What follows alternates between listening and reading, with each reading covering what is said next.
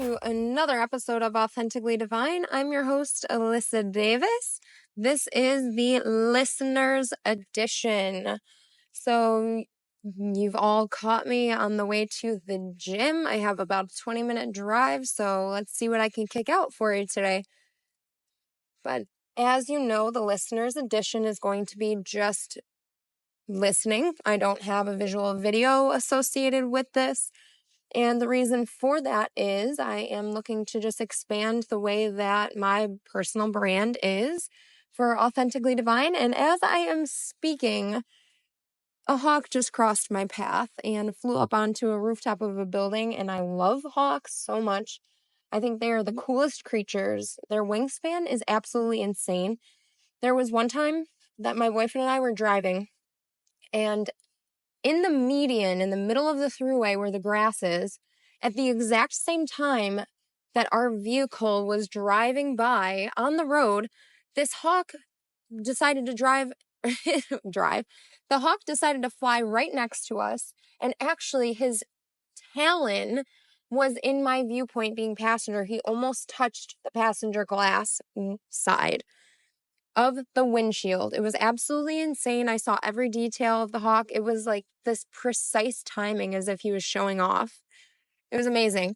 But this part of the Listeners Edition is going to be all about you are what you consume.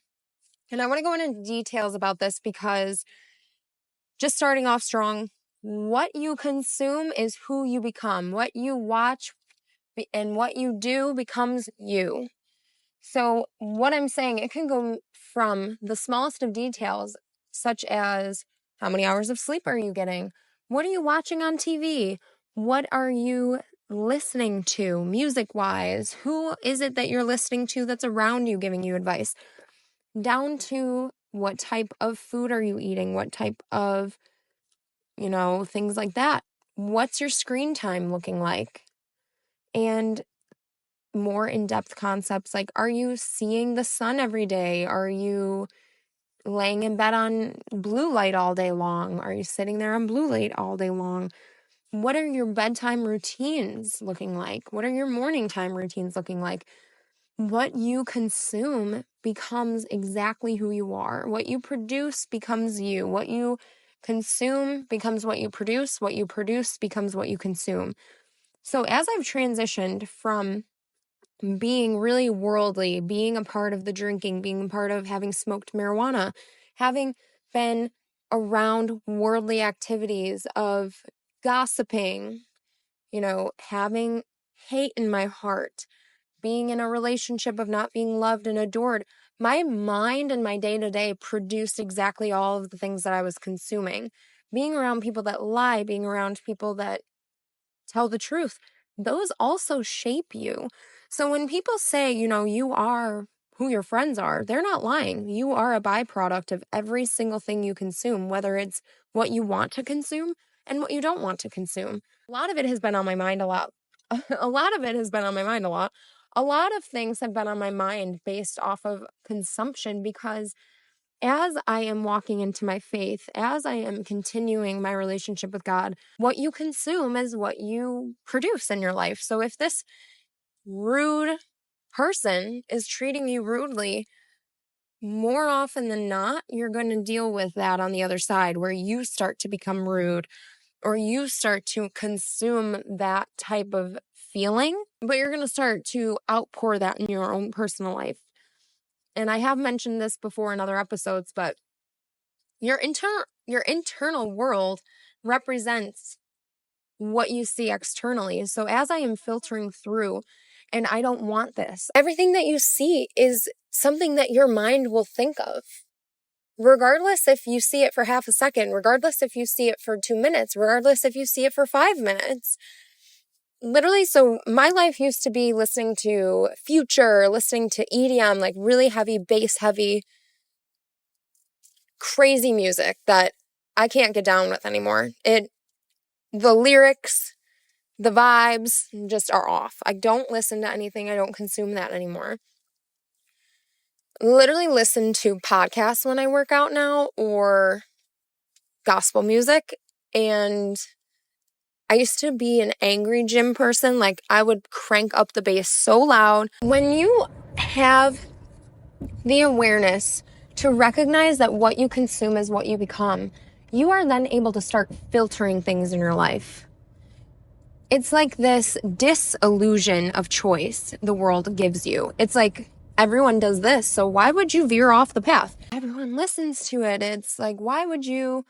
It's weird that you don't want to listen to that. That's why my aim is to filter out as much as I can for myself to keep a strong mind and a healthy mind. Everything that is consumable will be consumed, which is everything. Your body is a literal, like, if scientifically you consume everything, your eyes are a window to your soul. What you see in your day-to-day is a part of you.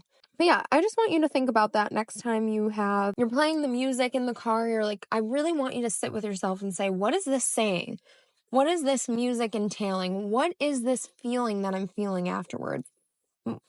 Early in my journey with God, I was recognizing that music was a huge factor for me. I would sit and play music. I would go to the gym, angry music would be playing, and then I would feel that afterwards. And music truly can help you for the moments that you're feeling something just for a little bit. But at the same time, in my experience, if you put on music, let's say you just like sad music. I know a couple of people that like sad music.